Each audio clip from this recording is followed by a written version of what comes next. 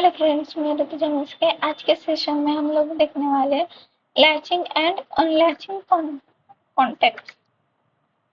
When the inputs must be energized for extending durations, in other words, once of the contexts are get admit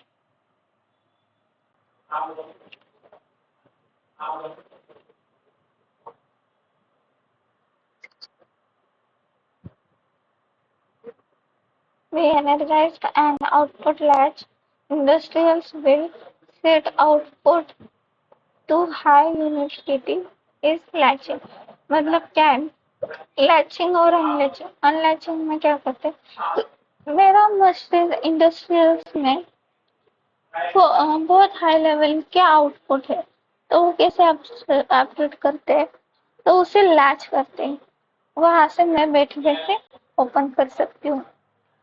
latch and unlatch in a PLC reference to instructions used to controller outputs a latch instruction for called SIT or OTL output latch turns turns on an output and keeps in it on even even if the output condition changes. The unlatched instructions often called as RES output latch, unlatched or rest turn off latched output। मतलब latching और अनलैचिंग का reference कहाँ से लिया हम लोग ने? PLC पे हम लोगों ने वो आउटपुट वो पूरा प्रोग्राम क्रिएट किया और उसे रन किया। जब मुझे ऑन चाहिए उसे ऑन इंस्ट्रक्शन दिए, और मुझे जब ऑफ चाहिए उसे ऑफ इंस्ट्रक्शन दिए, और कहाँ पर मेरी मोटर रेस्ट करने वाली है उसके रेस्ट की कनेक्शन किए हम लोगों ने। देख सकते हैं यहाँ पे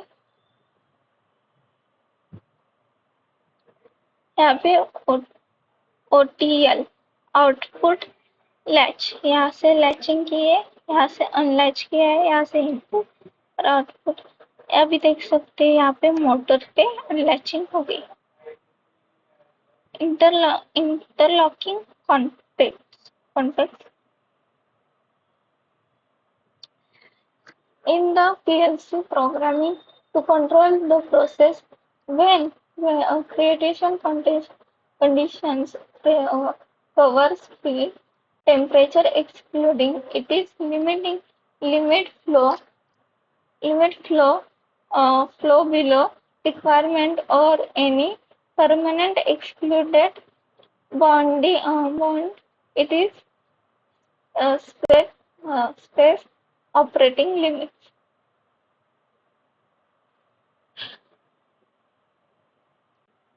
तो गाइस यहाँ पे देख सकते हैं हमारी फॉरवर्ड वेव्स के हम लोग ने कनेक्शन दे। मतलब जैसे मेरा ये इनपुट ऑन करूंगी, यहाँ से मैं इनपुट करूंगी, ये मोटर फॉरवर्ड में भी ऑफ रहेगी, और यहाँ से जब भी मैं क्लोज करूंगी ये ऑन करूंगी, ये मेरे रिवर्स में फिरेगी। इसे फॉरवर्ड रिवर्स फॉरवर्ड लैच करके हम लोग ने यूज किया।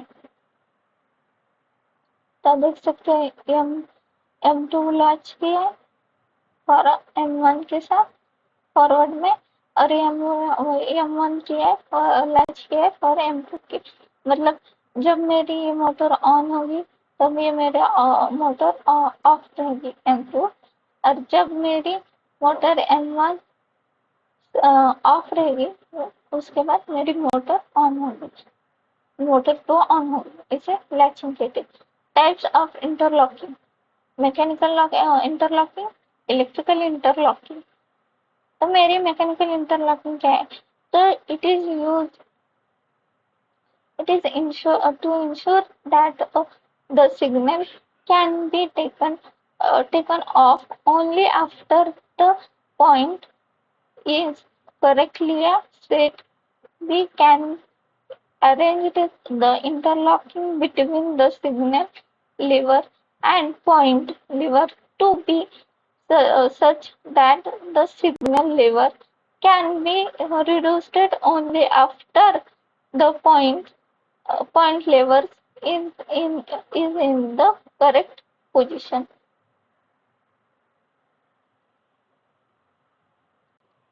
तो गाइस यहाँ पे देख सकते हैं आप मेरी मोटर मैकेनिकल इंटरलॉकिंग कैसे होती है। यहाँ से ये मेरा कन्वर्ट बेल्ट है एकदम। यहाँ पे मेरी मैकेनिकल स्ट्रेंथ मतलब मेरे बॉक्सेस है, यहाँ से कर्व होते हैं। ये मेरी M1 है, ये मेरी M2 डायरेक्शन है। यहाँ से L1 को स्ट्रेच किया और यहाँ से M2 की ये प्रोसेसिंग आगे तक जाएगी। Electrical interlocking. Electrical interlocking is a mechanism of electrical converter controls and devices designing to ensure the safe and orderly operation of electrical circuit mechanisms or equipment by preventing converts actions or condition unless specific preconcept are met. For example, when we need to performing a motor forward reverse forward operation controlling by two contactors, only one contactor be operation at a time preventing circuit. मतलब मेरी electrical electrical interlocking कहाँ पर होने वाली मेरी electrical circuits और मेरी machineries और इक्विपमेंट्स। मतलब मेरी इलेक्ट्रिकल सर्किट के ऊपर हम लोग इलेक्ट्रिकल सर्किट मतलब हम लोग कनेक्शन करने वाले हैं फॉर अ मशीनरी इक्विपमेंट के लिए। तो कहाँ पर करनी है? तो मुझे इंटरलॉकिंग मुझे मोटर फॉरवर्ड रिवर्स करनी है उसके लिए। तो देखते हैं सर्किट डायग्राम। यहाँ पे देख सकते हैं मेरे वायरिंग डायग्राम है L1, L2, L3 three phase. ये मेरी थ्री फेज वायरिंग डायग्राम है। ये मेरी ये मेरा थ्री फेज 450 वोल्ट का कॉन्टेक्टर है। ये सेम है मेरा भी, यहाँ से सेम ये मेरे R1 R Y ये दोनों फेज के Y का भी स्पेस R का R की फर्स्ट टर्मिनल में, Y की सेकेंड, B की थर्ड में। फिर वहां से यहाँ पर आ गई वायर, यहाँ पे इंटरलॉकिंग की वहां से R से R तक, Y से Y थी और B से B। यहाँ से हम लोग कांटेक्ट किया, फिर कॉन्टेक्टर लिख के हम लोग कनेक्शन ले गए। फिर मोटर मेरी यहाँ से सप्लाई दी। सबसे पहले मेरी मोटर क्या होगी? मेरी मोटर फॉरवर्ड होगी, उसके बाद मेरी मोटर रिवर्स डायरेक्शन में फिरेगी। तो फॉरवर्ड रिवर्स डायरेक्शन। तो गाइज आज के सेशन के लिए इतना ही। मिलते हैं नेक्स्ट सेशन में। कीप वॉचिंग और नेक्स्ट